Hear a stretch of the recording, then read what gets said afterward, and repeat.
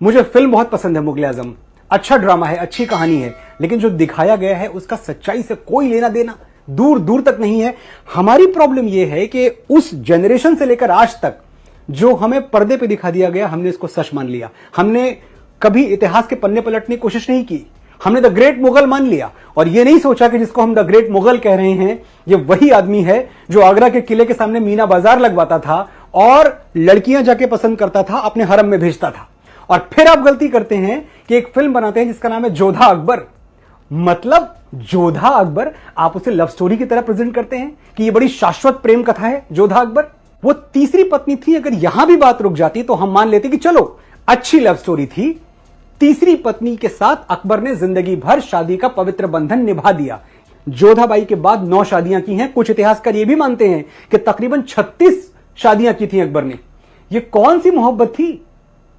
ये कौन सी मोहब्बत थी जो कभी रुकी ही नहीं? ये कौन सी मोहब्बत थी कि 1562 में अकबर जोधाबाई से विवाह करते हैं और 21 जून 1576 को पूरा मालवा उजाड़ देते हैं, बाज बहादुर को मार देते हैं, रानी रूपमती खुदकुशी कर लेती हैं क्योंकि रानी रूपमती के रूप का वर्णन सुन के यह आदमी पागल हो गया था।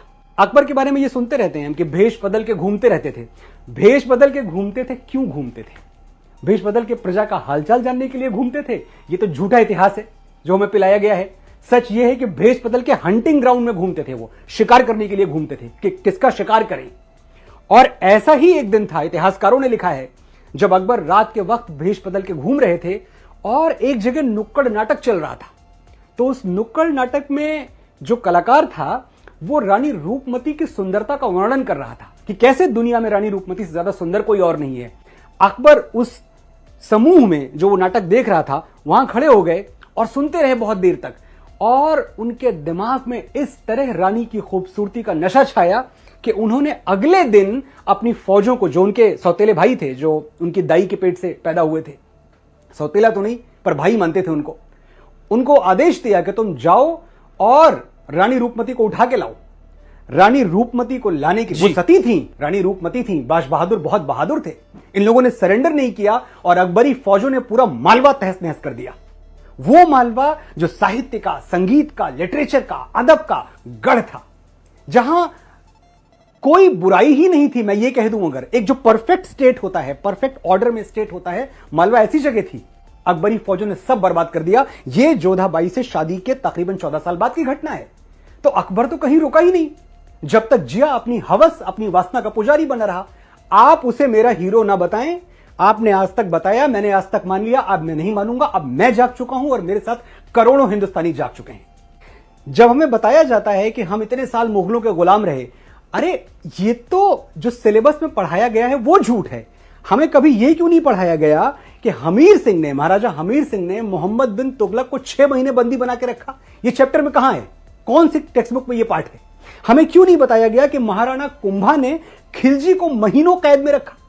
हमें क्यों नहीं बताया गया कि महाराणा सांगा ने दिल्ली के सुल्तान इब्राहिम लोदी को खटोली के युद्ध में पराजित किया और बुरी तरह पराजित किया? हमें 7वीं सदी क्यों नहीं गिनवाई जाती, जब बप्पा रावल ने मोहम्मद बिन कासिम को ईरान तक दौड़ा दौड़ा के मारा था?